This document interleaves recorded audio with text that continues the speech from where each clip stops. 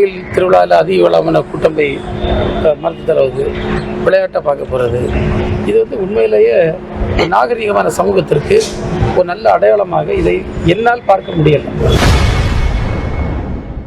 பகுத்தறிவின் அடிப்படையில் இந்துக்கள் கோவில் திருவிழாவிற்கு கூட்டமாக செல்வது நாகரீகம் அல்ல என்று அமைச்சர் மனோ தங்கராஜ் பேசியுள்ளது பெரும் சர்ச்சையை ஏற்படுத்தியுள்ளது. என்னுடைய தனிப்பட்ட கருத்து, இந்த நம்ம இன்னைக்கு பல்வேறு பகுத்தறிவு பிரச்சாரங்களை செய்து கொண்டிருக்கின்றோம்.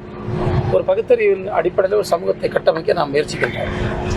இது பார்த்திங்கன்னா இந்த கோயில் திருவிழாவில் அதிக அளவான கூட்டம் போய் மருந்து தருவது, விளையாட்டை பார்க்க போகிறது, இது உண்மையிலேயே நாகரிகமான சமூகத்திற்கு ஒரு நல்ல அடையாளமாக இதை என்னால் பார்க்க முடியல. ஆங்கிலத்தில் பழமொழி உண்டு, don't be a spectator but be a participant.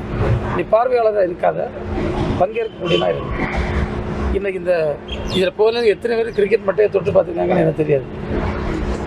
இது கர்நாடக அரசின் தோல்வின்னு நினைக்கிறீங்களா? இல்லை, அரசை பற்றியே பேசல, அரசை பற்றியே நான் பேசல. இது எல்லா இடத்துலையும் நடத்திட்டு இருக்கு. கர்நாடகாவில் பகுத்தறிவு கிடையாது.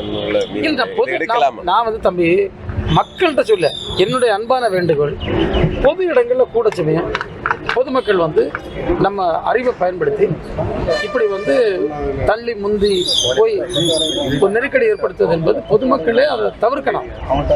அது என்னுடைய அன்பான வேண்டுகோள். இந்திய கூட்டணியில தேமுதிக வரணும்னு காங்கிரஸ் கட்சி விரும்புது, அது எப்படி பாக்குறீங்க? தம்பி இதை பற்றி எனக்கு பதில் சொல்ல ஒன்றுமே இல்லை. எங்களுடைய மாண்பு முதல்வர்கள் ஒரு அருமையான கூட்டணி நடத்தி கொண்டிருக்கிறார். இதில் யாரை சேர்க்கணும், அதிகமாக சேர்க்கணுமா, இது குறித்த முடிவுகளை அவர் உரிய தரத்தில்.